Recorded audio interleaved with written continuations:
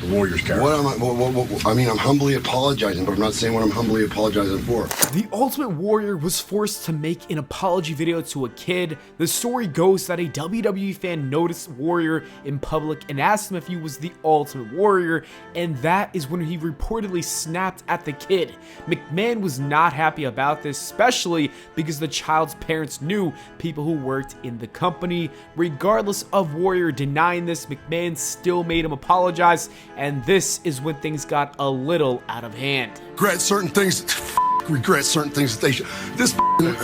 Yeah, I know. I don't know what the to say. I didn't say nothing to the goddamn kid. As you can see, the Ultimate Warrior explodes and continues to deny the story, claiming he doesn't even know why he needs to apologize. Vince McMahon had the difficult job of keeping him calm so they could finish the video. It clearly does not work as the Ultimate Warrior gets more frustrated. Well, no, you don't, because I'm making a videotape to some kid. It's a work. Apology. It's a work. That's not the only time Vince McMahon got into a real fight with one of his employees. It happened with Bret Hart in 1997. The WWE had a major problem. Bret Hart was the WWE champion and he was leaving the company to join WCW. McMahon wanted Bret to drop the belt to Shawn Michaels at Survivor Series in Canada, but Bret Hart did not want to lose in front of his people. And so McMahon showed up and forced the referee to call for the bell, even though Bret Hart, if he was in on the finish, and HBK lied and said this. Shawn, you weren't in on that? Idea. My hands are clean this one, I swear to God. It's unsure if Bret Hart believed Shawn Michaels or not. However, his wife at the time most certainly did not. This is backstage footage of her going off on Triple H and the others nearby who knew about the finish. Don't give me that because you guys knew it. I think it's fair to say that her reaction is totally justified. Anyways, shortly after that, there's some footage of Bret Hart looking extremely happy, with the cameraman asking what happened when he met up with Vince McMahon, and this is what Bret Hart said. Somehow Vince ran into my hand. And then Bret Hart went to elaborate later, saying this. But I drilled him. Knocked out Vince McMahon with a punch? And I told him to get out.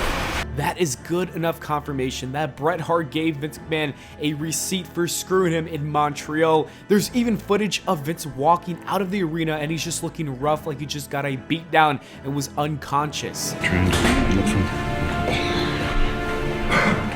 This interview with Vince McMahon on Raw also shows that he got some makeup covering a black eye. I truly believe that Bret Hart screwed Bret Hart, and you can look in the mirror and know that. While Bret Hart got some revenge, it took him over a decade to finally forgive Vince McMahon and Shawn Michaels and return to the WWE.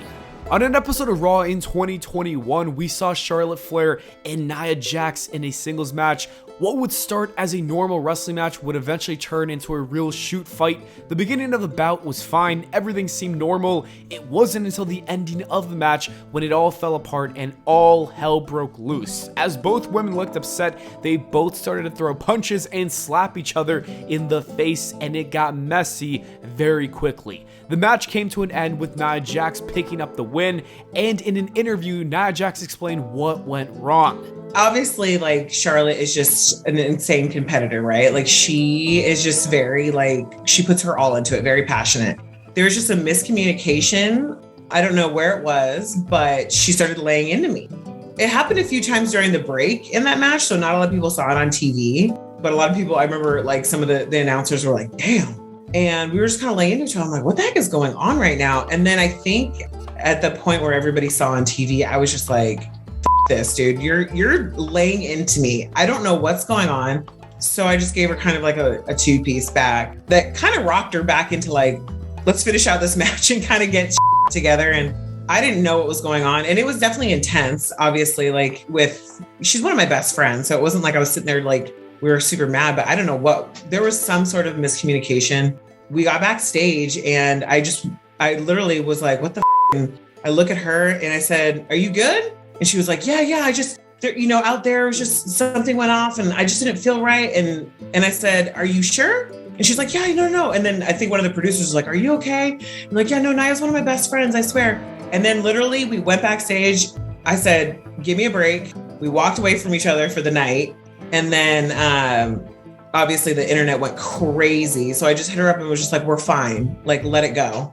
I mean, shit happens. Like, everybody's emotions and egos get really worked up and stuff happens.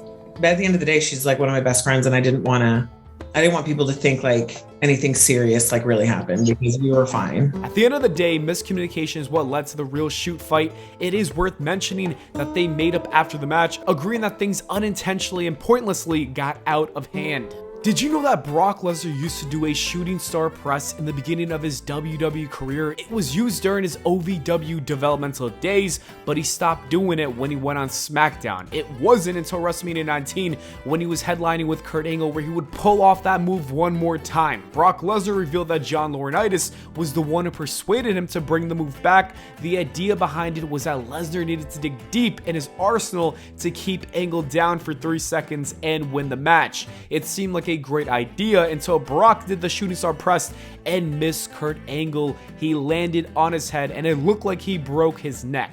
Somehow he didn't break his neck, and Brock even managed to finish the match. Unfortunately, he suffered a concussion from the botch. There was no time to celebrate because he was completely out of it. And there's even backstage footage that shows Brock Lesnar having a meltdown because there's too many people around him.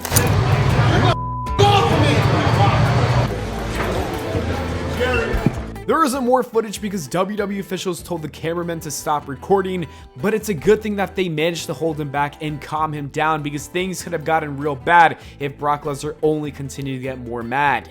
If you need an example of when things got bad with Brock Lesnar, just take a look at the Royal Rumble in 2018. Brock Lesnar was defending his WWE Universal Championship against Braun Strowman and Kane in a triple threat match, and things got real after Strowman hit Lesnar with a couple of stiff shots.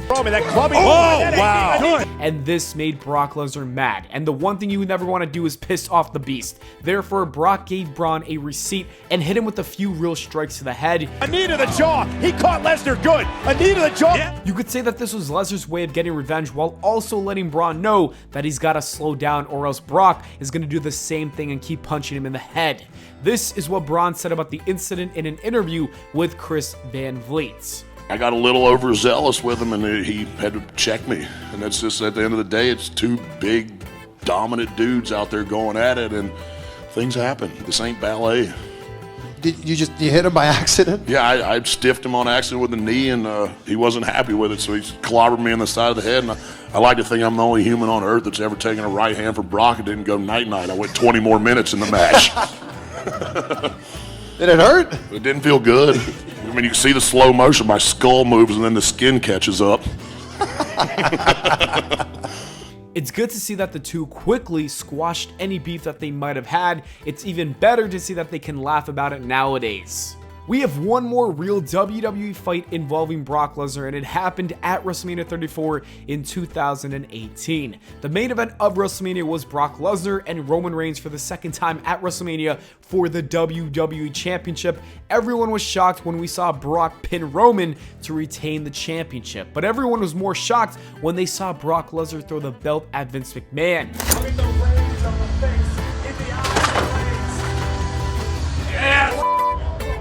It was never revealed why Brock Lesnar threw the belt at the boss, but many people speculate it's because he was unhappy with how the main event was booked, because the crowd wasn't into it at all, and this could have led to his frustration. Kurt Angle is another wrestler who was frustrated after getting into a real WWE fight. There used to be a WWE reality TV show called Tough Enough where people would compete to become a WWE wrestler.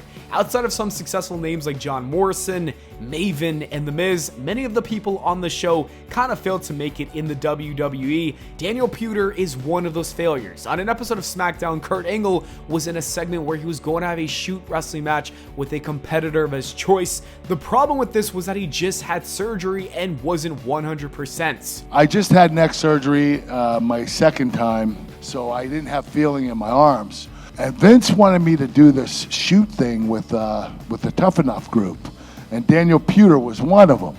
With that said, Vince McMahon told him that the one person he should not pick was Daniel Puder because of his wrestling background, and this is what Angle said about that. And the one thing Vince told me, though, beforehand, he said, I know your neck's messed up, I know you can't feel your arms, just don't pick Daniel Puder. So when you tell me not to pick somebody, guess what? I'm going to pick that person. Daniel Puder and Kurt Angle proceeded to have a wrestling match. It was not going well because Puder was winning and was seconds away from breaking Kurt's arm. The referee realized this and saved the day when he quickly counted to 3, putting an end to this match by having Kurt Angle win. After this real incident, a few of the boys in the back gave Daniel Puder his receipts. Bob Holly, Eddie Guerrero, and Chris Benoit, they decide they're going to with him during the Royal Rumble. They chop the out of him for about 10 minutes.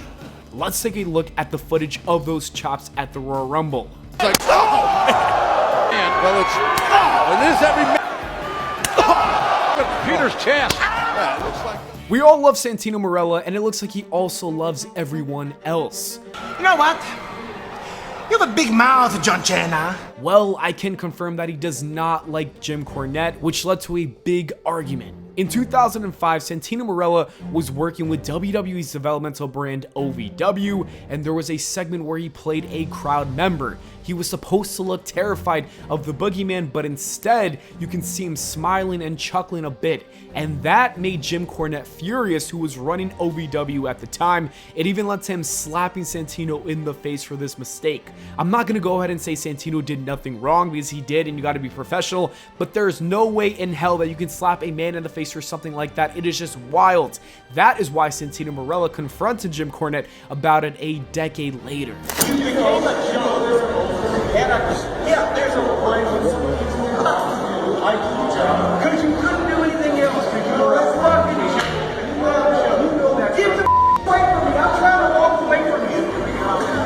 Hey, look at this guy. He's trying to start a fight with me and I'm trying to walk away from him.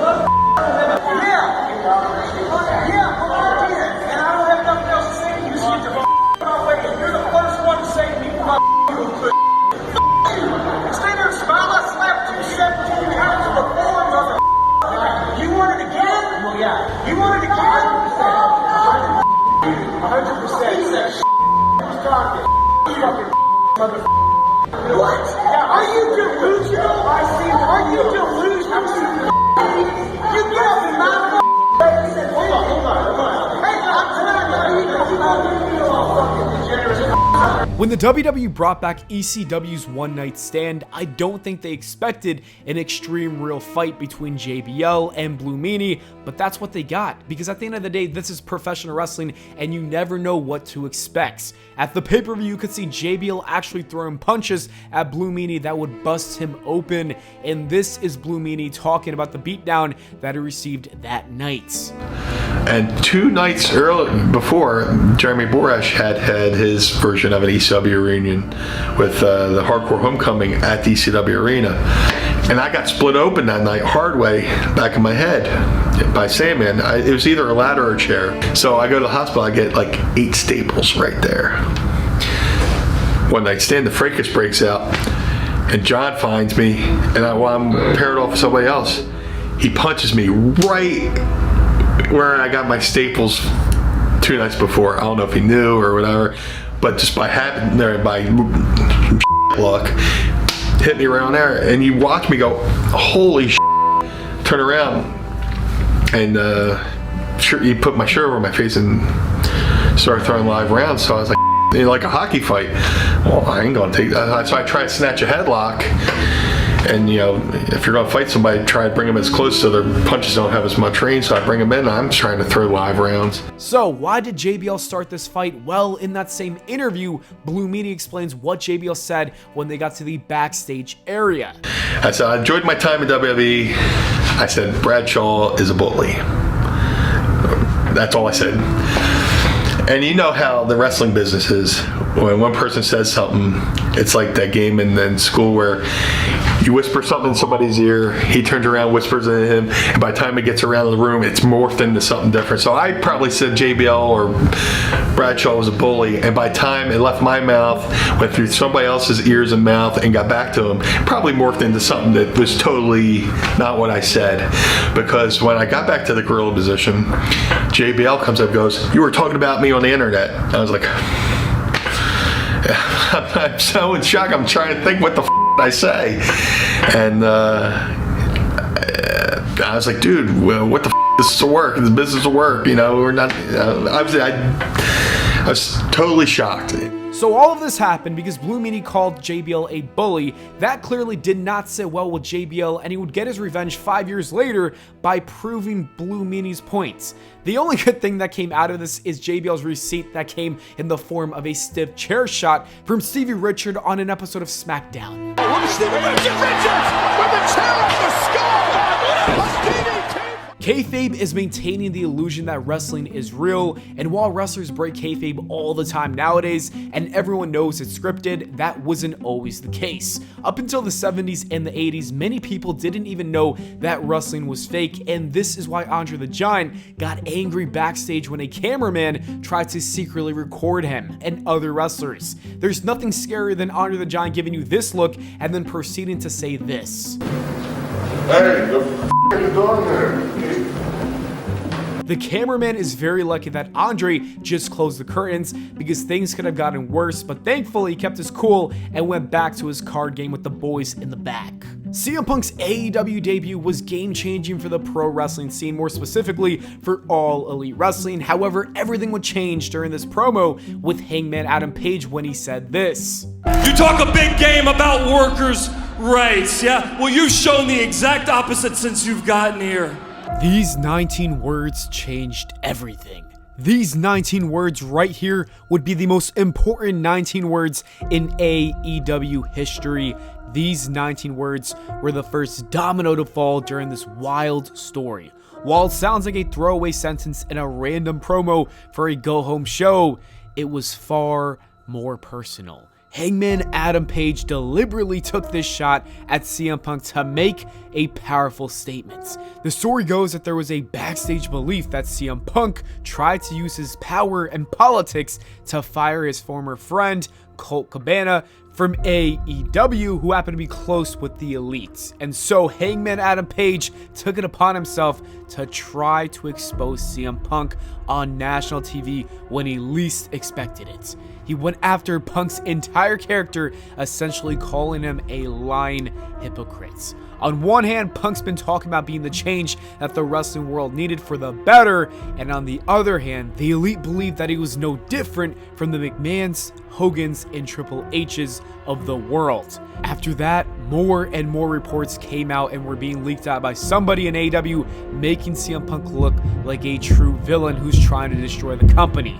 We've never actually found out who it was, but CM Punk, he had an idea. The fact that I have to sit up here because we have irresponsible people who call themselves EVPs and couldn't manage a target, and they spread lies and bull and put into a media that I got somebody fired when I have all to do with him is embarrassing. And in this moment, even Tony Khan knew that things would never be the same, but I don't even think he could have ever predicted what was to come. When CM Punk left the media scrum, he was confronted by the Elite in his locker room, and that's when all hell broke loose. A brawl started, punches were thrown, chairs were thrown, and ears were being bitten off. AEW suspended all parties involved. The Elite returned after a light suspension, while CM Punk was recovering from an injury. Nobody knew when, and even if CM Punk would ever set foot inside another AEW squared circle. That was until Warner Bros. Wanted AEW to create a new show for the brand, and the idea would be to build the show around CM Punk. He was the headline, he was the #1 guy, and this was also done to keep the Elite and CM Punk away from each other. It was definitely a flawed plan. A better idea would have been for all parties to stop with the passive-aggressive bullshit, make amends, and make money all in the same process. However, we didn't get that. To make matters worse, CM Punk got into another backstage incident. This time, it was with Jack Perry. The report stated that Perry wanted to use real glass for a spot, and Punk told him not to. You would think that this was just a locker room leader making sure his locker room was safe. Well, that beef carried over into AEW's biggest show ever, All In, and Jack Perry used a car with real glass for his spot on the pre-show and took a shot at CM Punk directly into the camera, and once Perry got to the back, CM Punk got in his face, and this started another brawl. However, things were much worse this time around because Punk reportedly lunged at Tony Khan, and to have this happen right before their history-making pay-per-view went on the air while also nearly attacking the boss himself was enough for Tony Khan to officially fire CM Punk from All Elite Wrestling. Today I terminated Phil Brooks, CM Punk, for cause. Never have I ever felt until last Sunday that my security, my safety, my life was in danger at a wrestling show. Then CM Punk went on an interview with Ariel Helwani to explain what really happened at All Out with Jack Perry, and this is what Punk said. I went to Tony and I was like, please handle that. Like, please. And he was like, what do you want me to do? And I was like, I'm not telling you what to do. Just be the boss, please. Like, I'm tired of this shit. Like, please handle it. Because if you don't, you're not going to like the way I handle it. Did he handle it? No. So you did? Yes. What happened? And I walk up to him and I'm just like, Jack, why do you insist on doing this dumb internet shit, like on TV, you know? And he's just like, well, if you got a problem about it, do something about it. And I was just like, man, come on, man. You know, I'll kill you. Like, what are we doing, you know? And it just, you know, it's like Chael says, sometimes you just can't let you get close, you know? I thought I was doing a responsible thing, you know? I didn't punch anybody. I just choked somebody a little bit. Samoa Joe was there, told me to stop, and then I quit. I turned to Tony and I said, this place is a joke, man. You're a clown, I quit. That interview actually led to AEW releasing the footage of the fight between CM Punk and Jack Perry, and it's safe to say that this is not how you handle business. With that said, AEW seems to be like a healthier place now that CM Punk got fired and is in the WWE, and I don't think things would have changed after the brawl out. As for CM Punk, he shocked the world and returned to WWE after a decade. He looks very happy as well. It looks like everyone is better off now, and that is a good thing for both CM Punk and AEW. At WrestleMania 40, we saw LA Knight and AJ Styles battle in a singles match, and to promote this match, they planned a fight, a fake fight, a scripted one, during a media event before the pay-per-view, and this is what would happen.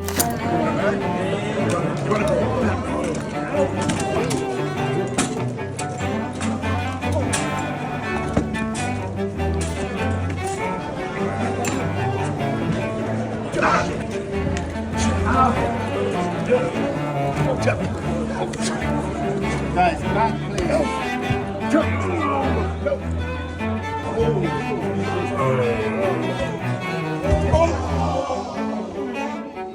This scripted fight turned out to be a little bit more real than we thought because both men were stiff to make the brawl look more legit, and it got so intense that AJ Styles even got busted open. Come on, man. Not now, not here. Bring us hard. Yeah, how are you? Come on, guys. Yeah, show me. Show me. AJ, we don't need to do this here. Come on. Although this was not supposed to be real, that bloody nose tells us otherwise. Before joining WWE in 1996, Vader was one of the baddest dudes in the professional wrestling scene. He was one of the most dominant wrestlers in WCW, New Japan, and the rest of the world. Vader was doing moonsaults and throwing some tough clotheslines. That's why it was such a massive deal when WWE signed him and he made his debut at the Royal Rumble in 1996. By SummerSlam, he was main eventing for the WWE Championship against Shawn Michaels. Everything was going great for him until he forgot one spot. As a heartbreak had leaped from the top turnbuckle, he was supposed to move out of the way, but he didn't because he forgot, and this made Shawn Michaels furious, so much so that he even kicked Vader in the head and repeatedly called him stupid. After the match was over, HBK went to the back and he flipped out. Because of this, Vader's scheduled WWE title win at Survivor Series unfortunately never happened. In fact, Vader's WWE career never really recovered after this botch and real kick to the head. In an interview, Vader actually speaks about this incident, and this is what he had to say. There was a spot where he came off the top rope and was going to drop an elbow, and I was supposed to move, and I didn't. I forgot. And, hey, he let me know, and we went on. But bottom line with Shawn, he was a perfectionist, and if things wasn't right, he'd let you know. You gotta give Vader a lot of credit for being mature. For someone who was put through that, you can easily justify hate for Shawn Michaels, but instead he accepted it as his botch and simply moved on. For example, this was Jim Cornette, aka Vader's manager at the time. This was his reaction and what he thought about the botch and the entire incident. And then at SummerSlam 96, go back and watch the tape. Some way or another, Shawn's going to come off the top with a elbow, and Leon's supposed to move, and Leon don't move. And Shawn changes gear in midair and lands right next to him and screams, "Move!" Kicks him. "Move, asshole," or dumb or whatever.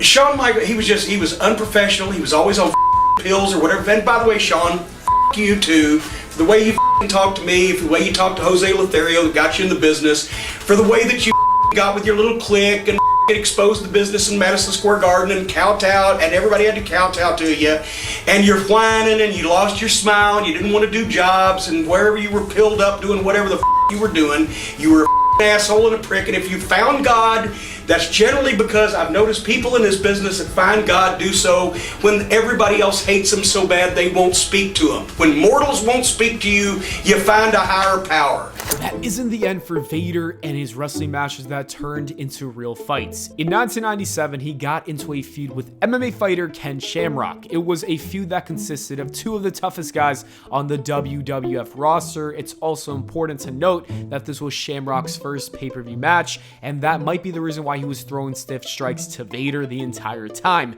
The strikes were so rough that he accidentally broke Vader's nose during the match. Ken Shamrock wasn't aware that he needed to ease up a bit, therefore Vader hit him with one of the stiffest lariats we've ever seen, and it seems like Shamrock got the message and the two finished the match without any further injuries. When asked about the incident, Shamrock says that they didn't have any beef following the match. This is what Ken said in an interview. And to this day, I never really got a chance to really talk to Vader. It's like, brother, did you really try to hit me? It's like, because I never really, but I didn't think so. I don't think Vader would do that. At least in my mind, I don't think so. Because he knows if he does that, I want to tear him apart. But so me and Vader were good. I've always loved the guy. I thought we had a great match. In a shocking turn of events during a wrestling match in 1996, Vader faced off against Stan Hensen in a bout that quickly escalated from scripted entertainment to a real-life fight. The match took a dramatic turn when Hensen was a little too stiff and inadvertently injured Vader, causing his eye to pop out of its socket. Despite the severity of the injury, Vader continued to fight, showing immense toughness and dedication to the sport of pro wrestling. The situation became more intense as Hensen, unaware of the injury severity, continued to strike Vader, leading to a chaotic scene in the ring. Eventually, Vader managed to finish the match, and medical personnel rushed in to address his injury. This incident is remembered as one of the most intense moments in wrestling history. Vader even spoke about the incident in an interview, saying this. Stan's thumb got in my eye, and I'm not going to say, I don't know.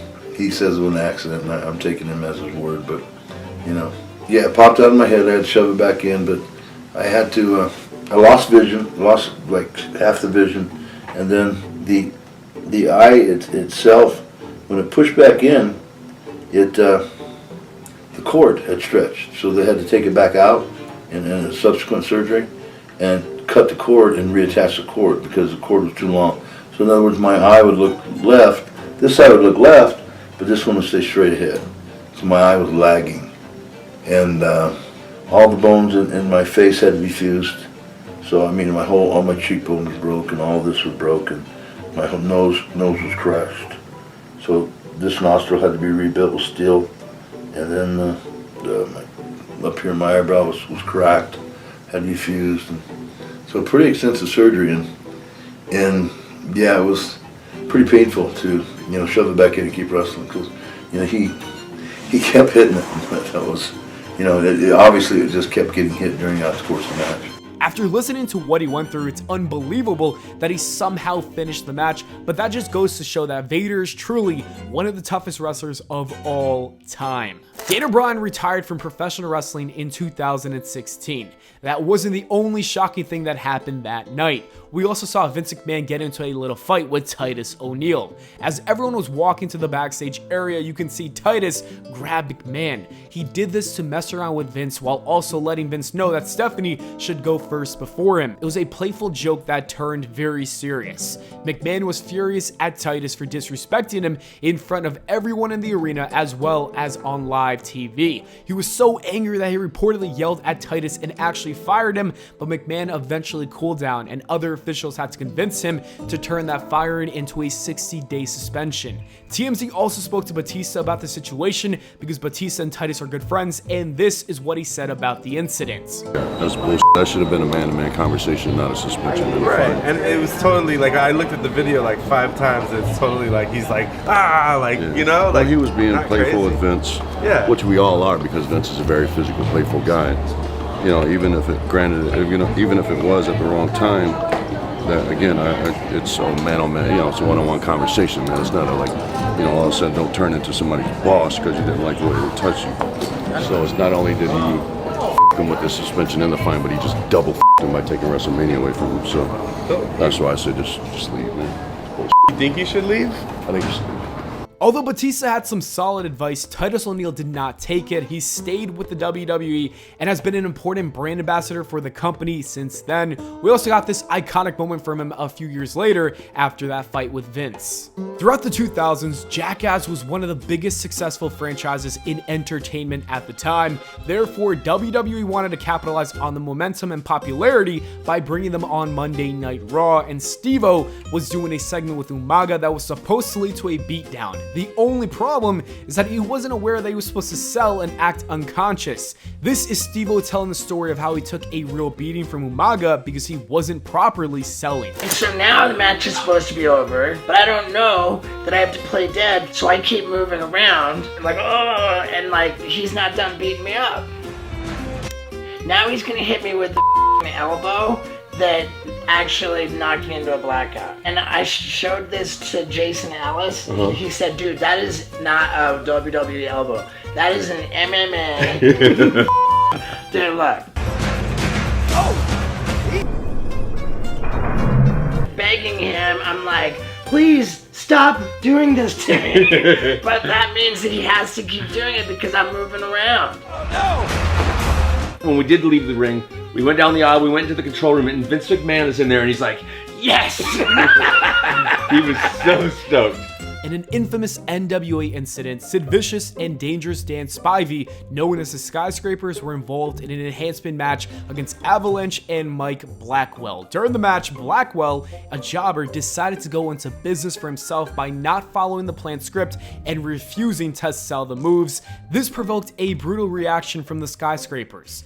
Sid and Spivey punished Blackwell live on national television with stiff, real hits and devastating slams, sending a clear message about the consequences of unprofessional behavior in the squared circle. Spivey actually spoke about the incident in an interview and said this. The guy was getting up before I was on bumps. I mean, you know, we gave him a power move and the guy was getting on, he wasn't selling. And so I got a little rough with him. It got worse for the guy when he got backstage. I don't know what the guy was trying to prove. I don't know. He paid for it. After 30 years in the business, Terry Funk was ready to retire from professional wrestling, and in his final match, he wanted his friend Dennis Stamp to be there. Unfortunately, Dennis was not booked for the show and refused to go. This left Terry Funk furious and even went over to talk to his friend, and the two would actually get into an argument during this conversation. I'm not gonna be here, but... Why aren't you? Because I'm not booked. You're not gonna be here? Why aren't you gonna be here? Please be here. I'm not gonna be here, Terry, because I'm not booked. That's an old rule. That's an old rule I've had for a long time. Because I'm not involved. I want you to come, please. Well, I'm asking you to please come, all right? I already have other arrangements, and don't take it personally, because I used to be in the dressing room and I used to see the old guys. And that's where I am now. I used to see the old guys that came in the dressing room that come around and they looked like old dogs just hoping somebody would recognize them. Here, Spot. Then why don't you come and see us? I really have to be involved and I'm not. I want you to be there. You know, and I did ask you in April if I could referee some matches on the card, which You're would have been, refereeing tonight, Tim. which would have been, You're refereeing tonight. but I'm not on the card. I'm not booked. You want to referee me and Brett?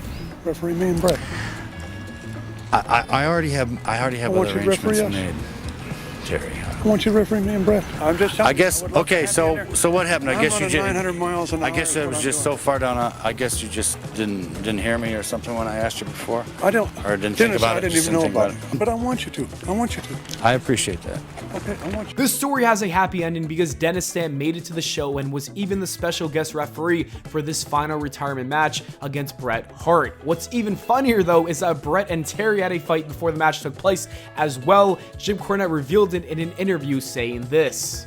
And he called me and asked if Bret would consider working with him, and Bret immediately, as soon as I asked him, said, "My God, I'd be honored to."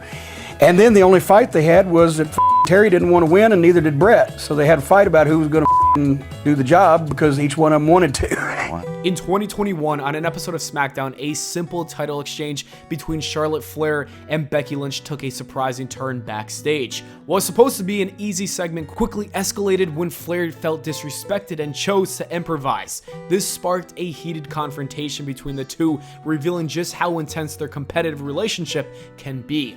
Fans and media took notice as the incident highlighted the real emotions between the two ladies. Becky Lynch also then went on the Area Hawani show to talk about the incident, and this is what she said. There was a report that you guys got into a bit of an altercation. She dropped the belt. You felt disrespected by that. You guys were supposed to swap belts. Is that accurate? Well, there was a plan in place that was supposed to go one way, and if it went one way, then everyone would have had a moment, and it would have been great. And I in the back said, "This isn't going to happen. She's going to do something else." And she did exactly what I'd said that she was going to do. And so, because sometimes things can happen out there, and people can get carried away in a moment, and you don't really you don't have time to process what happens. But when I knew she was going to purposely disrespect me, I processed it a lot quicker, and so I was able to hold it together until I got backstage. I did what I was supposed to do, and then when I got backstage, I lost it a little bit. What happened? I lost it. I just lost it. I lost it. Verbally or I said physically? something. Verbally, I had to go out and do the dark match right after. So, so I verbally lost it. I still had a match to go and do, so I didn't have time to be scrapping in the back. Verbally lost it to her or to other people? To her. To her. Charlotte and Becky actually had a match a month later after this incident at Survivor Series where Becky won, and in her post-match interview she was crying when talking about the situation with Charlotte. See where we came from to where we are now, and the hatred, it's so sad, Thankfully, we have a pleasant update. Becky Lynch and Charlotte made up since then. They are friends again, and everything is good between them. You love to see that.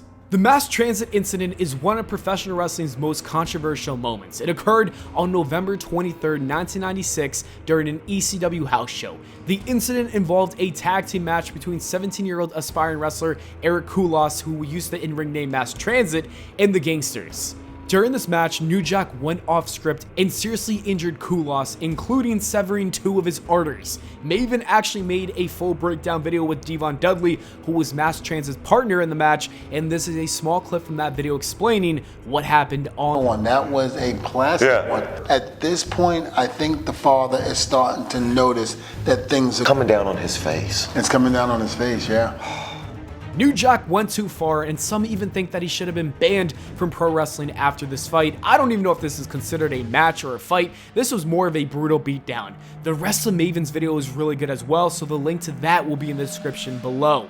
Former WWE wrestler Dean Ambrose, now known as Jon Moxley, got into a couple of fights that were caught on camera. The first one happened after he was scheduled to return from an injury that kept him on the sidelines for 9 months. When he found out the plans for his return were canceled, he got angry at the WWE official who informed him on the phone.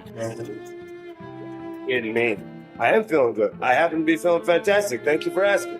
No, yeah, I'm gonna be there. Because I'm not there, except for the last 8 months, like where I nearly died. But thanks for calling. No, now you call. Here they get on a plane, go all the way back to the East Coast. About this much notice. I've been back in the game for like 30 seconds and I'm already getting pissed off. The other fight happened when he was being filmed for a documentary. He noticed that the cameraman was trying to kind of stir up some drama and get a negative reaction from him on something. He got annoyed and respectfully told the cameraman to off. You asked me the same question like 15 times, and I'm not gonna manufacture some answer for you. Like, go find somebody else and give them a script. Stop trying to like lead me into saying the things you want me to say. That is why you don't mess with Jon Moxley. He's not afraid to speak his mind at all. He will call you out on all your BS. Before joining WWE and walking around with Frankie, Koko B. Ware was wrestling in Memphis during the 80s, and in 1985 he got into an intense shoot fight with the Masked Patriot.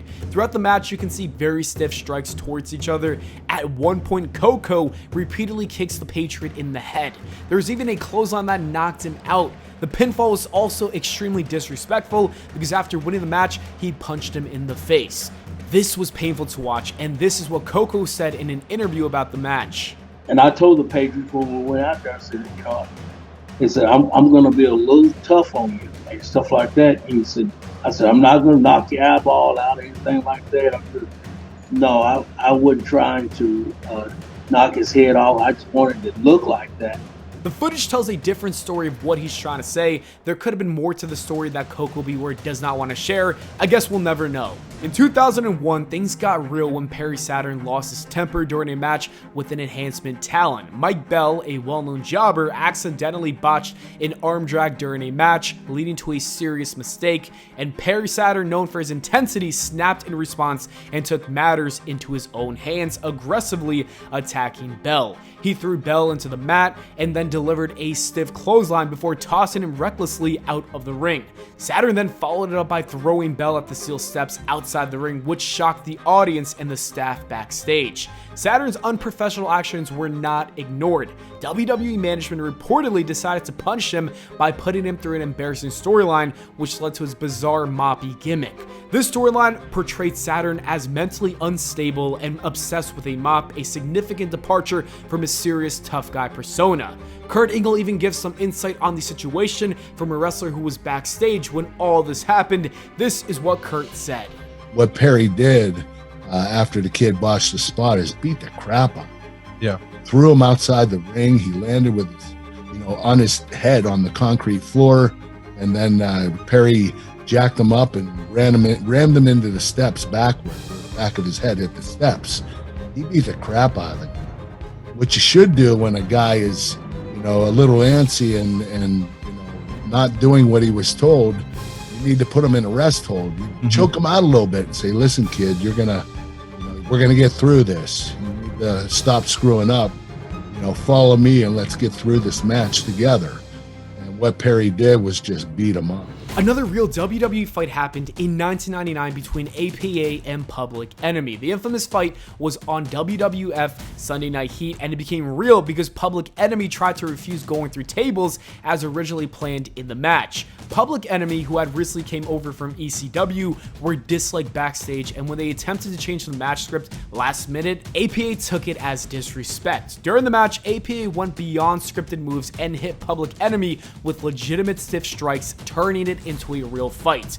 Bradshaw and Farouk laid into Public Enemy with hard punches and brutal slams. The match ended quickly with Public Enemy getting destroyed in what was essentially a squash match. This receipt was a punishment for Public Enemy's unprofessional behavior, and the incident left a bad impression on their WWF career, leading to their departure from the company shortly after this match. A match between Goldberg and William Regal took place on WCW Nitro in 1998, and it's a match that turned into a real shoot fight. Regal was instructed to make this match a competitive 6-minute bout. However, there was a problem. Goldberg was still early in his career and was used to dominating opponents in short squash matches. Therefore, he seriously struggled with Regal's technical style. Regal used a more aggressive approach than expected, applying real holds and techniques which Goldberg had difficulty responding to. The awkwardness in their interaction led to a match that appeared stiff and uncoordinated. While some people believe Regal was intentionally trying to embarrass Goldberg, Regal later clarified that he was simply following orders to help Goldberg improve by giving him a more realistic and competitive match. Goldberg, on the other hand, saw the match as a deliberate attempt to make him look bad. The confusion and lack of chemistry between the two resulted in an awkward match that stood out in Goldberg's otherwise dominant streak. There are always two sides to the story, so this is William Regal's side and what he had to say. I get there and I am told by the agent, and Bill is there with the agent in charge, to go out and have a 6-minute match. Bill had never done anything more than a 90-second match. And the words were, and we both heard it, have a competitive match. Something different, right? I thought it was a competitive match. Right. So we go out and go through a few things. Let's get this right. We get out there, and if you watch it, and if you know what you're watching for, and that's what throws me off. I'm glad that people still think that I'm that good that I can make it look like I'm killing people, right, or taking liberties. Go out there, and Bill doesn't really. He freezes up. He doesn't know it. So I'm just working around him, and that's all. If I'm telling you, I'm trying to get him to do stuff, and I'm working around him. I'm trying to get him to do. People say I don't hit him any harder than I hit anybody else. In safe places. You were snug. You laid your stuff in. You protected in safe the business. Places. Yeah, I'm down with it. There's no liberty. It's just complete divvy talk when people go and say any different. And so I'm trying to get him to, go on, do something. Eventually, and that's all it is. It's me sort of getting him through stuff. Right. Till he finally gets it to, and we do whatever we got to do. I come out and Eric comes up and starts screaming at me, and this is my exact words to him. Look, and Billy stood there, and Bill said to me, "It's all my fault." He said, "I'm sorry," and he seems to forgot about that. From what I don't know if he read his book. I never read it. Somebody, people always come to you and want to tell you about it. That's the only way I hear about things. Oh, such and such said something about you. Such and such said. Sometimes I couldn't care less. If you don't like me work, I don't care. It's like me liking different types of music. Subjective. I don't care. But if you start personal things, sometimes it gets to you a bit. Sure. So he said, I made him look. How bad does that sound when he said I made him look foolish? This is a big monster, right? And he's trying to make yourself sound any more silly, right? That doesn't sound good because no one should ever. Right. You can't let that happen as a pro. So anyway, we come out, and my exact words were to Eric. I said, "Look, I can't hit myself." That was what I said. I said, "I can't hit myself." I said, "I'm trying my best to get him to do stuff to me, and he's not doing anything." And he stood there agreeing. Bill stood there agreeing. I look over at the agent who give us these. He was going, Who told you to go that long? And who told you? I look over at the agent who I'm waiting for him to say, "I did." Yeah. And he just buries his head in the paper, in his papers, and I'm that kind of fella. That's just me. I probably saved me a lot of times if I wasn't that way, but that's the way I am. That I've got that. All I've got is my word to me, and that's the way I am. Yeah. And I'm not gonna. If you don't, not gonna say it yourself, I'm not gonna say it. I'll take it on the chin, like I take a lot of things on the chin. And I just waited for him to say something, didn't. And people think I got fired that day. I didn't. I got fired several months later. And I got fired because I was a mess, and I was out of my mind on drugs. You know what I mean? Right. But that wasn't. And after that was months later when I left WCW. Yeah. That may have had something to do with it. I may have soured the thing, but I didn't get fired that day. Nowhere close to it. Right. It was like 4 or 5 months later, I think, that I left. Goldberg, on the other end, would disagree. This is his opinion on the match. What is this? I'm confused. He did. Between he and Dave Taylor and a couple other the hard asses there, and I respect him for it. That's all good. And just don't try to take advantage of me on national TV when I'm a piece of clay in your hands and I'll do anything you want. Yeah. Let me know it's going to be a Japanese match so I can give you some back. Right. Not so I can be led around by a guy who's going to kick me in the frickin' head when I'm sitting on all fours. I got you. I mean, I would have loved to have ever had the opportunity to do that one again, but that's a prime example, JR, as to, I'm not the eternal baby face in this picture, but I'm telling you, man, I would let these guys do anything they want to me because I trusted them. There were guys in the business that were down at WCW during our big run that I looked way up to, even though I wasn't a scholar in the business, You know, whether it be Kurt Hennig or the Steiners, or whether it be Nash, or whether it be Scott Hall at times, you know, or Jarrett or Sting or Lex, or, you know, all these guys are big boss man. There were a lot of guys with a lot of experience there that I really, you know, immediately just gave them my trust and, you know, thought that they'd lead me the right way. And then throughout the years, I learned, you know, I learned the mode of operandi up there. Which story do you believe? What side are you on? Are you Team Regal or Team Goldberg? The match between Yasukawa and Yoshiko on January 4th, 2017 is one of the most wild moments in wrestling that fans will never forget. What started as a heated rivalry quickly spiraled out of control. Tensions were already high between them, but when Yoshiko decided to throw real punches instead of sticking to the script, everything changed. The situation got serious when Yasukawa ended up with a broken orbital bone, and you could feel the shock in the crowd. It wasn't just a match anymore, it was a brutal fight, a real brutal fight. The fallout was intense. Yoshiko was suspended, and Stardom faced criticism for not intervening sooner. And that is it for the video, guys. Thank you so much for watching. I hope y'all enjoyed. If you did, make sure to leave a like and subscribe for more. And here are some other videos I think you might enjoy, and I'll see you all in the next video.